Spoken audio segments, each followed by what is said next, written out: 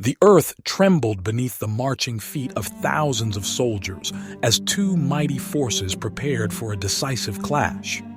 The sun glinted off the polished bronze of Macedonian spears, while the Athenian and Theban armies tightened their formations, determined to halt the rise of a new power. This was the Battle of Chaeronea, fought in 338 BCE, a battle that would forever change the course of Greek history.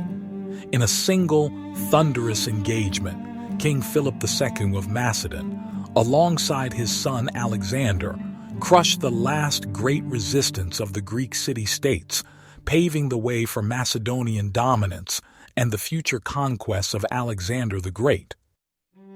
Welcome to History in a Hurry. I'm Professor Malcolm Mazer, and in this episode we will learn about the Battle of Chaeronea.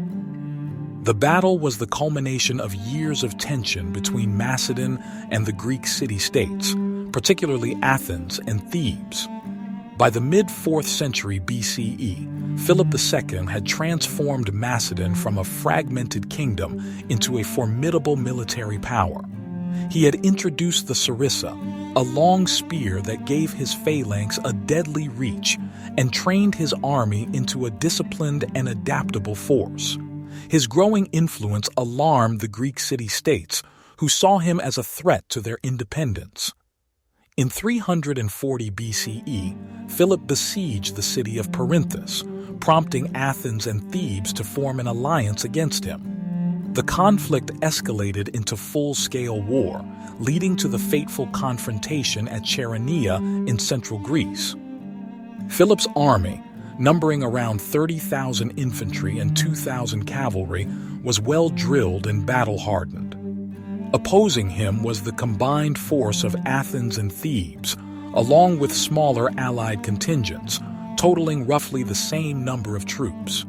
The Athenian contingent, commanded by Chares and Stratocles, formed the left flank, while the elite Theban Sacred Band held the right. The Sacred Band, a unit of 300 highly trained warriors, was famed for its discipline and courage, and it would soon face its greatest test. As the battle commenced, Philip positioned himself against the Athenians on the Greek left, while his son, the 18-year-old Alexander, took command of the right flank against the Thebans. The Macedonians advanced in a calculated manner, with Philip deliberately pulling back his left flank. This feigned retreat lured the Athenians forward, creating a gap in their formation. The disciplined Macedonian phalanx, armed with their long sarissas, held firm as the Greeks surged forward, thinking they had gained the advantage. Then, at the perfect moment, Philip gave the signal to counterattack.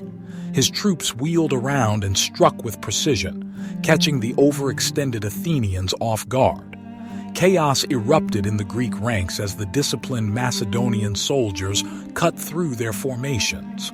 Meanwhile, on the right flank, Alexander led a devastating charge against the Theban Sacred Band.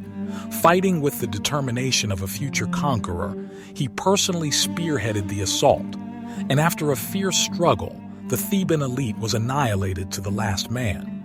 Their defeat symbolized the fall of Greek resistance. The battle ended in a decisive Macedonian victory. Thousands of Greeks lay dead on the battlefield, while others were captured or forced to flee. Athens, once the dominant power of Greece, was left devastated, and Thebes, with its military strength shattered, could no longer challenge Macedonian rule. Philip, displaying a mix of pragmatism and strategy, chose to show clemency to Athens, allowing it to retain some autonomy, while Thebes suffered harsher consequences, with a Macedonian garrison installed in the city. The Battle of Chaeronea marked the end of Greek city-state independence and the beginning of Macedonian supremacy. In its aftermath, Philip established the League of Corinth, effectively uniting Greece under Macedonian leadership. His dream was to launch a campaign against the Persian Empire, but he would not live to see it fulfilled. He was assassinated in 336 BCE. His son, Alexander the Great, inherited the throne and carried out his father's vision, embarking on a conquest that would create one of the greatest empires in history. The battle also highlighted the effectiveness of Philip's military reforms, which combined the strength of the Macedonian phalanx with tactical flexibility. The lessons learned at Chaeronea would be carried forward by Alexander in his later campaigns, shaping the future of warfare. Meanwhile, the death of the Theban sacred band was a poignant moment in Greek history. The fall of an elite unit that had once symbolized the courage and skill of the city-states now marked their ultimate defeat. In the grand narrative of history, the Battle of Chaeronea was more than just a clash of armies. It was the moment when the old world of independent Greek city-states gave way to the rise of empire. Philip's victory ensured that Greece would no longer be a collection of rival states, but a unified force under Macedonian leadership. This unity, though achieved through conquest, set the stage for the cultural and military achievements that would follow in the era of Alexander the Great. The battlefield of Chaeronea remains a silent witness to this pivotal moment in history.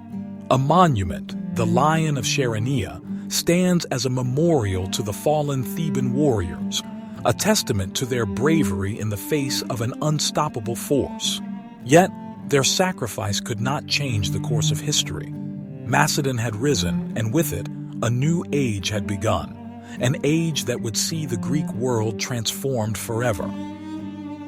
Thanks for racing through history with us on History in a Hurry. If you enjoyed today's quick dive into the past, don't forget to like, subscribe, and hit that notification bell so you never miss a fast-paced trip through time. Please reply in the comments with ideas for our next history lesson. See you in the next one.